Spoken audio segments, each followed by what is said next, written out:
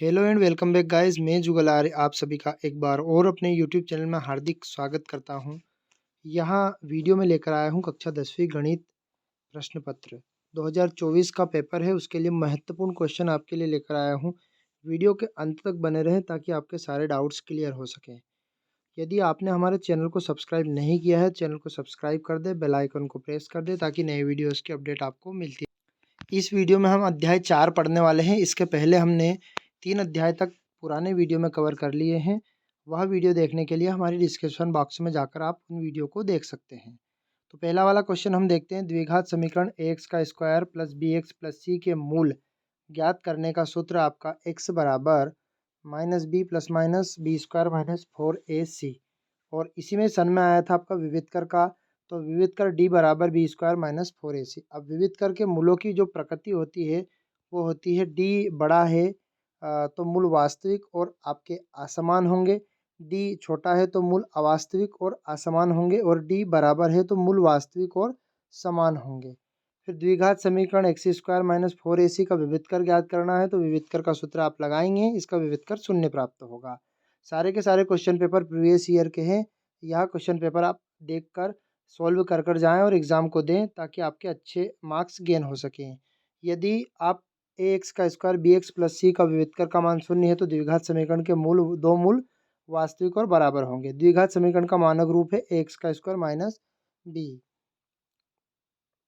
ax का square plus bx plus c बराबर 0 के कोई वास्तविक मूल्य नहीं होते हैं। तो यहाँ d का मान आपका यदि जब छोटा होगा 0 से तब यानी कि माइनस का मान आएगा तो मूल अवास्तविक होंगे। विविध कर 3x square minus 2x plus 1/3 बराबर 0 का विविध कर तो ये 0 होगा।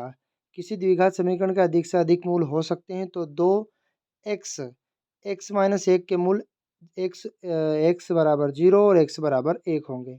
यदि a और b वास्तविक संख्या है तो इसका समीकरण जो होगा वो ax का स्क्वायर bx प्लस c। क्या आपका द्विघात समीकरण? हाँ, यहाँ एक द्विघात समीकरण है। वर्ग समीकरण 2x माइनस 4x प्लस 3 बराबर 0 का विविध कर, तो इसमें d बराबर -8 और -8 मूल वास्तविक नहीं होते हैं। d बराबर 8 हो तो वर्ग समीकरण 2x square minus 3x plus 5 के मूलों की प्रकृति, तो मूलों की प्रकृति d बराबर -31 और -31 होता है, तो मूल वास्तविक नहीं होते हैं। जांच कीजिए कि क्या x square minus 2x minus 2 3 द्विघात समीकरण है। तो यहाँ जी हाँ एक द्विघात समीकरण है, क्योंकि ये x bx के रूप में है, x square bx plus c के रूप में है। निम्नलिखित द्विघात समीकरण गुणनखंड विधि से हल कीजिए। तो x square minus 3x minus 10 ये आपका 2021 में आया था। 2 और 5 इसके मूल प्राप्त होंगे। 2x square plus x minus 6 x 3/2 x minus का 2 इसके मूल प्राप्त होंगे। ऐसी दो संख्याएं ज्ञात कीजिए जिनका योग 27 और गुणनफल 82, वह संख्या 13 और 14 होगी। ये आप सोल्व करेंगे गुणनखंड विधि या फिर सूत्र विधि से भी कर सकते हैं। वर्ग समीकरण 3x square minus 2x plus 1/3 का विविध कर ज्ञात कीजिए। यदि मूल वास्तविक है तो मूलों की प्रकृति बताइए और मूल वास्तविक और समान ये बताने हैं आपको। हमने अध्याय 4 के ये क्वेश्चन आपके कवर किए हैं। इन क्वेश्चनों को आप सॉल्व करें और वीडियो को ज़्यादा से ज़्यादा शेयर करें ताकि अपने दोस्तों को भी इसका लाभ मिल सके, और चैनल पर नए हैं चैनल को सब्सक्राइब कर दें। अब अध्याय 5 की बात करते हैं। अध्याय 5 समांतर श्रेणी, यानी कि समांतर श्रेणी में सर्वांतर होगा तो धनात्मक भी होता है, ऋणात्मक भी होता है और शून्य भी हो सकता है। फिर यहाँ पर समांतर श्रेणी का एनवा पद, तो एनवा पद आपका ज्ञात करेंगे। तो एनवा पद के लिए फार्मूला होगा a plus n-1 into D. A एक श्रेणी दी हुई है, इसका 10वां पाद ज्ञात करना है। 2020 का क्वेश्चन है माइनस का 17।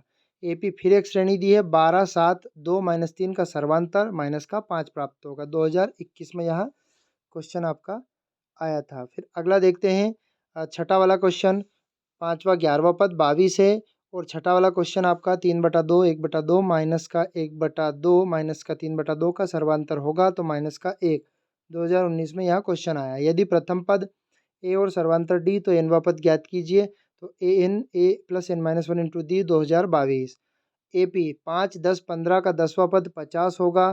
फिर अगला देखते हैं 9वां वाला, ए पी 10 7 4 का 10वां पद क्या 17 है? माइनस का 17 बिल्कुल हाँ सत्य, 2022 का क्वेश्चन है। 2 4 8 16 का समांतर श्रेणी बिल्कुल असत्य यहाँ, क्योंकि डी समान नहीं आ रहा है।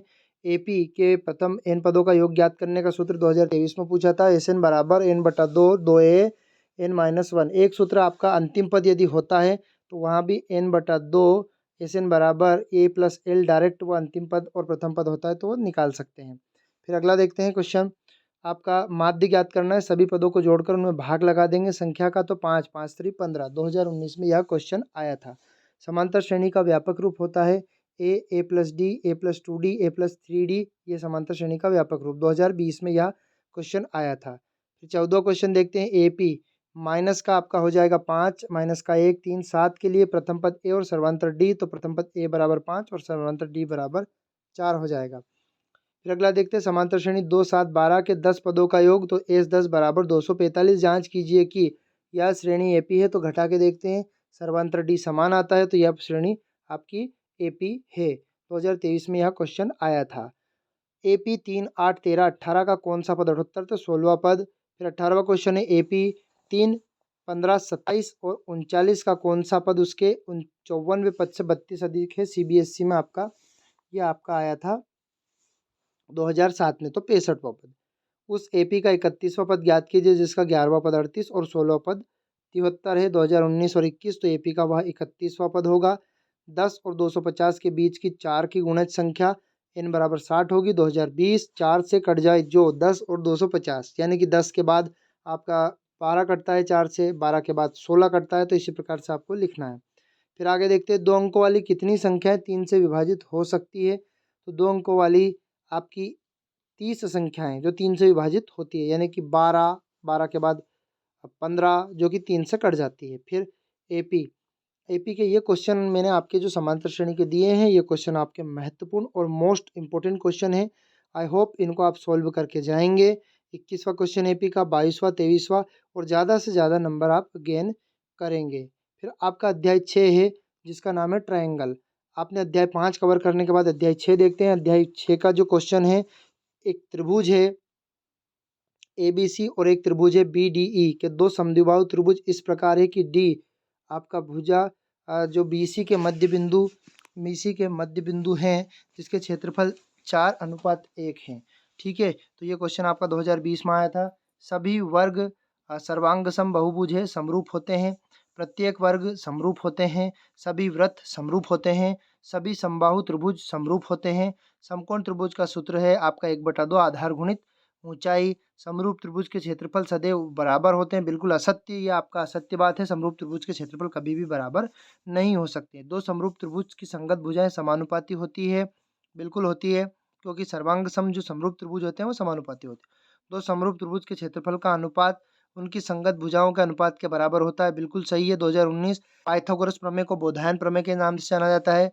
पाइथागोरस प्रमेय का कथन है कर्ण का वर्ग अन्य दो भुजाओं के किसी भी समकोण त्रिभुज में कर्ण का वर्ग समकोण सामने की भुजा कर्ण और समकोण त्रिभुज की सबसे बड़ी भुजा कर्ण होती है। किसी भी समकोण त्रिभुज में कर्ण का वर्ग अन्य दो भुजाओं के वर्गों के योग के बराबर होता है। समकोण त्रिभुज प्रमेय का नाम, तो समकोण त्रिभुज प्रमेय के दो नाम हैं, एक बोधायन प्रमेय या पाइथागोरस प्रमेय, ये आपका 2022 में पूछा गया था।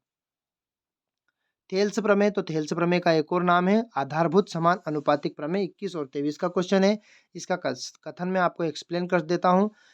यदि किसी त्रिभुज की एक भुजा के समांतर अन्य दो भुजाओं को प्रतिच्छेद करने वाली एक सरल रेखा खींची जाए तो वह उन भुजाओं को समान अनुपात में विभाजित करती है। ये थेल्स प्रमेय। ये आपका डायग्राम दिया गया है। पहले वाला डायग्राम एक समरूप आकृति नहीं है, दूसरा वाला डायग्राम समरूप आकृति है।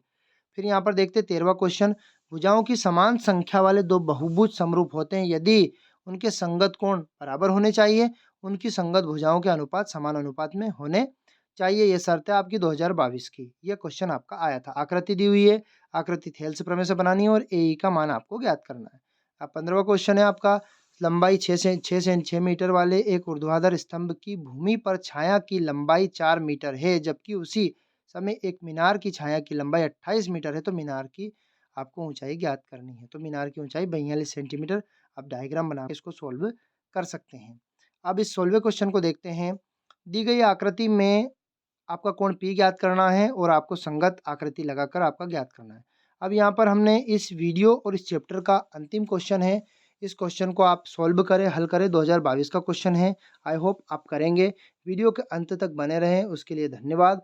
किसी भी प्रकार का आपको डाउट है तो हमें कमेंट बॉक्स में बता सकते हैं। वीडियो को ज़्यादा से ज़्यादा शेयर करें ताकि आपके दोस्तों को इसका लाभ मिल सके। चैनल पर नए हैं, चैनल को सब्सक्राइब कर दें।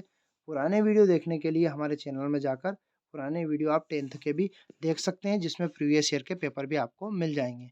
जय हिंद साथियों, अगले वीडियो में हम जल्दी मिलते हैं आपसे। Tata bye bye.